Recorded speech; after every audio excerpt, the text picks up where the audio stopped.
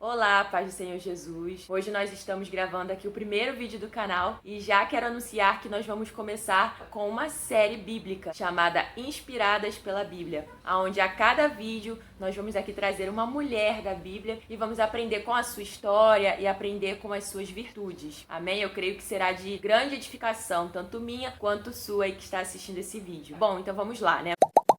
Nós conhecemos a história de Ana, é muito pregada, é muito falada, nós já lemos também. E é sempre bom estar ali vendo a história novamente, porque sempre tem algo que nós podemos aprender de novo. E na história de Ana, nós temos três pessoas principais ali, né, no início, que é Eucana, que é seu esposo, Penina, que é a outra esposa de Eucana, e Ana. Nós temos essas três pessoas. E se a gente ler aqui bem, a gente entender, nós vemos que a casa de Eucana estava assim num cenário crítico. Eles estavam passando por um problema muito sério naquele lar. Por quê? Porque nós vemos aqui que Eucana, a Bíblia deixa bem claro que ele tem preferência por Ana. Então ele a ama muito mais do que Penina. E nós sabemos que quando existe um cenário assim de preferências, a pessoa ali que é preferida, ela sempre recebe os melhores presentes, ela sempre recebe os melhores lugares. Então eu acredito ali que Ana, ela era preferida sim, e isso era mostrado aos outros, inclusive a Penina, essa preferência. E nós temos também ali Penina, que é a segunda pessoa, que é mulher também de Eucana. Como eu havia falado, ela não era a preferida de Eucana. E eu acredito que vivendo num lar onde ela é menosprezada, Penina devia ser uma mulher muito entristecida. Só que ao invés de ela pegar essa tristeza e levar diante de Deus, ela pega a tristeza, ela analisa na vida dela o que ela poderia, o que ela tinha que Ana não tinha e começa a usar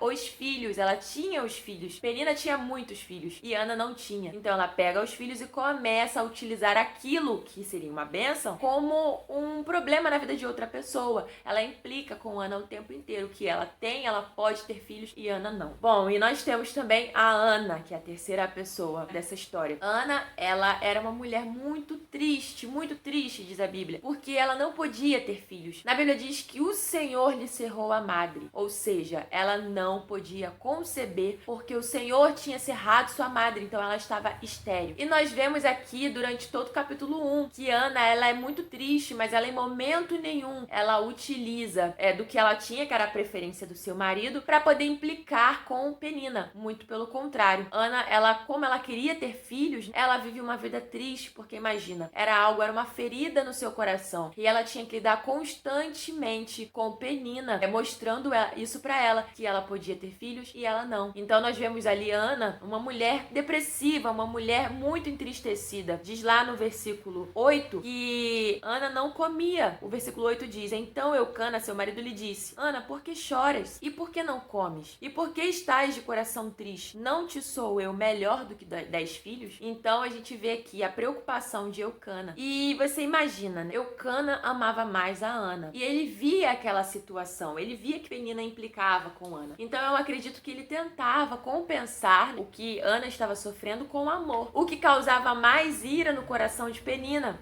porque Penina estava sendo muito mais menosprezada. E o que a Penina fazia? Implicava mais com Ana.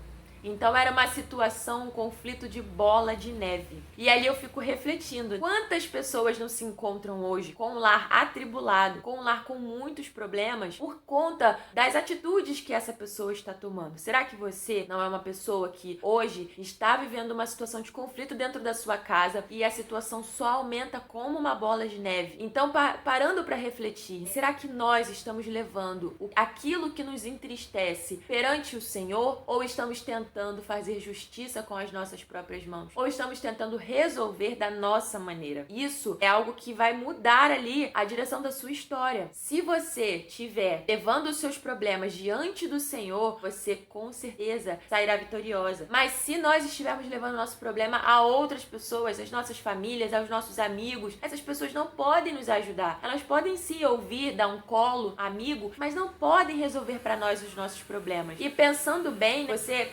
refletindo, se nós colocarmos nosso problema perante outras pessoas e tentarmos resolver os nossos problemas com as nossas próprias mãos, nós estaremos limitando aquilo que o Senhor poderia fazer por nós. Imagina se Ana pega a sua situação e ela começa a contrariar Penina falando: você tem filhos, mas eu tenho o amor do meu marido, eu tenho o amor de Eucana e você não tem. Imagina, irmãos, que caos aquele lar não seria. Imagina quão atribulados seriam eles, né? Mas por causa de uma mulher, o Senhor mudou a história daquela família. Nós vemos que Ana, quando eles foram ao templo, porque a Bíblia diz que eles iam anualmente ao templo para fazer os seus sacrifícios e adorarem, então ela usou uma daquelas idas e ela foi convicta de que ela colocaria sua petição perante o altar do Senhor. E ali ela se prostrou diante do altar do Senhor. E a sua angústia era tão grande que a Bíblia diz que não saía som da sua boca. Ela só balbuciava as palavras. E diz que ela derramou a sua alma perante o Senhor. Diz lá no versículo 15, o sacerdote Eli pensou até que ela estaria bêbada, porque ela estava descontrolada. Imagina uma angústia tão forte que faz a gente perder até, a ação do nosso corpo. Era essa a situação de Ana. E no versículo 15 do capítulo 1 diz: porém Ana respondeu: não, Senhor meu, eu sou mulher atribulada de espírito, não bebi vinho nem bebida forte, porém venho derramando a minha alma perante o Senhor. E foi assim que Ana se colocou diante do Senhor. Ela se colocou por completo, sem reservas. Ela se jogou aos pés de Deus e entregou a sua petição. E a oração que Ana fez ao Senhor está lá no versículo 11. Ela fez um voto dizendo: Senhor dos exércitos, se benignamente atentares para a aflição da tua serva, e de mim te lembrares, e da tua serva te não esqueceres, e lhes derem um filho varão, ao Senhor o darei por todos os dias da sua vida, e sobre a sua cabeça não passará navalha. Aqui que eu queria chegar. Por quê? Ana foi perante o altar do Senhor, se derramou diante do Senhor e fez esta oração. E nós vemos lá nos textos anteriores que a madre de Ana tinha sido cerrada pelo Senhor. Então, assim, existia um propósito para aquela causa. Existia um propósito para que Deus tivesse cerrado a madre de Ana. E hoje eu oro da seguinte forma: quando eu vou orar ao Senhor, eu peço: Senhor, conduza a minha oração. Revela a mim a tua vontade. Porque quando a gente está orando, a gente ora ao Senhor fazendo petições a Deus, e às vezes a gente quer ajudar Deus a nos ajudar, mas quando nós colocamos inteiramente o controle da nossa vida diante do Senhor, até a nossa oração Ele conduz e Ele vai revelando para nós a sua vontade, e nós vamos fazendo aquela oração, guiada pelo Espírito. E quando nós conseguimos alinhar a nossa vontade com a vontade de Deus, os planos do Senhor se cumprem. E nessa oração que Ana fez perante o Senhor revelou para ela qual era o desejo que Ele tinha para a vida de Ana. E então ela vai e coloca: Senhor, se tu te lembrares da sua serva e não te esqueceres e me deres um filho varão, eu o darei ao Senhor. Aquela oração foi uma oração revelada, porque era a vontade que o Senhor tinha para Ana, é que ela gerasse um filho varão e ele seria providência do Senhor para Israel. Então foi algo assim tremendo que aconteceu naquele lugar. E Ana, ela pôs essa oração diante do altar e saiu daquele lugar, daquele templo, retornou para sua casa. Na Bíblia diz que o seu rosto mudou, porque quando o sacerdote ele pensou que ela estaria bêbada e ela revelou qual era o motivo dela estar naquela situação, o sacerdote disse, lá no 17: então lhe respondeu Eli: vai-te em paz, e o Deus de Israel te conceda a petição que lhe fizeste. E aí lá no 18 diz que a mulher se foi no seu caminho e comeu, e o seu semblante já não era triste. Ou seja, ela fez aquela oração revelada ao Senhor e o seu coração ficou leve, porque ela cria que Deus tinha ouvido, e ela saiu daquele lugar com o rosto já o semblante de alegria. E quantas vezes nós não temos uma causa impossível e a colocamos diante do altar do Senhor, e quando nos levantamos outra pessoa, né? Nos levantamos uma mulher alegre, com o nosso coração feliz, sabendo que o Senhor nos ouviu. E foi assim que aconteceu com Ana. Ela saiu daquele lugar com o coração regozijante diante do Senhor. E quando chegou na sua casa, Ana então concebeu e engravidou de um menino. Ela alcançou a sua petição. E diz lá no versículo 20 do primeiro capítulo: ela concebeu e, passado o devido tempo teve um filho, a que chamou Samuel, pois dizia: do Senhor pedi. Ela sabia que aquele menino que foi gerado foi um presente do Senhor, mas ela tinha feito um voto com Deus, de que se o Senhor a abençoasse com um varão, que ela o daria para o Senhor. E foi um voto difícil, né? Imagina você que é mãe, entregar o seu filho, ainda pequeno, para uma outra pessoa. Não vivenciar, né, o seu crescimento dia após dia, como uma mãe vivencia. Mas nós vemos que ela foi fiel aqui, até ao fim da sua trajetória, porque assim que ela teve Samuel, ela só esperou o desmame da criança e ela levou ao templo e entregou o menino para o sacerdote Eli, e ela cumpriu seu voto. Não foi fácil, eu acredito que não deve ter sido fácil ela caminhando com aquele menino, sabendo que o deixaria no templo e voltaria sem ele para casa. O menino que ela chorou tanto ao Senhor, em petição ali, pedindo tanto a Deus, mas ela cumpriu, porque ela entendeu, o Senhor tinha um propósito naquela situação e para aquele menino. E então ela foi fiel e ela entregou Samuel pro templo. E nós vemos que naqueles dias o sacerdote de Israel era Eli, e ele tinha 2 filhos, Ofni e Finés, e esses filhos eles não agradavam a Deus, eles faziam coisas que desagradavam ao Senhor. E inclusive o Senhor questiona até o comportamento de Eli perante os filhos, né? Queria que ele fosse mais duro com os filhos. E por causa disso, Ofni e Finés vêm a falecer e o sacerdote Eli também. E Samuel, que estava no templo, estava sendo ali cuidado, capacitado para o Senhor, ele se torna um sacerdote. Ou seja, o Senhor, ele tinha grandes planos para aquele menino. Não era somente gerar, né? Ele queria fazer Ana que gerasse apenas um filho, mas ele queria,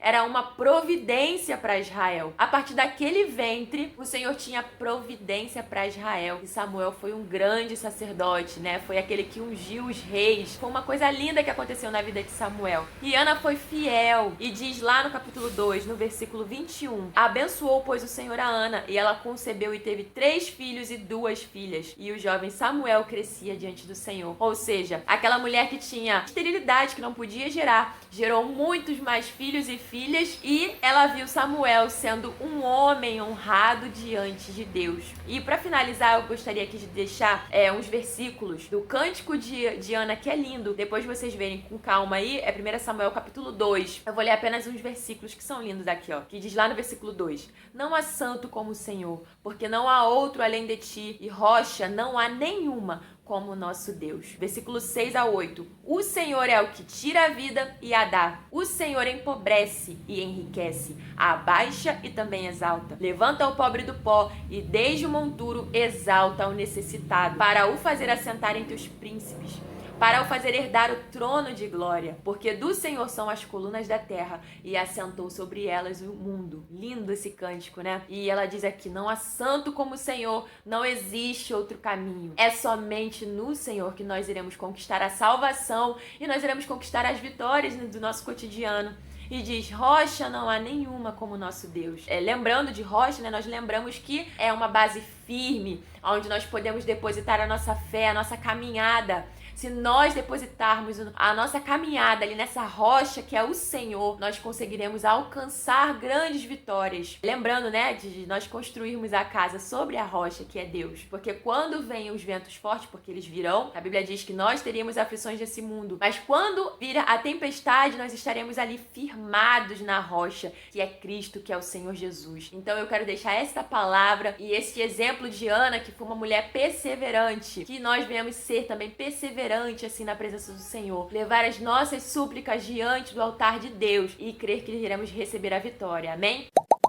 Bom, este foi o primeiro vídeo desta série, falando sobre Ana, e o próximo vídeo será sobre Abigail, mulher prudente. E eu creio que vai ser bênção também para sua vida, assim como este vídeo está sendo. Então, compartilhe esse vídeo com alguma amiga, com alguém que está precisando ouvir essa palavra, curta esse vídeo e se inscreva no canal para essa mensagem chegar para mais pessoas. E eu creio que nós vamos formar aqui uma aliança de estudos bíblicos e será bênção para as nossas vidas. Amém? Obrigada. Tchau.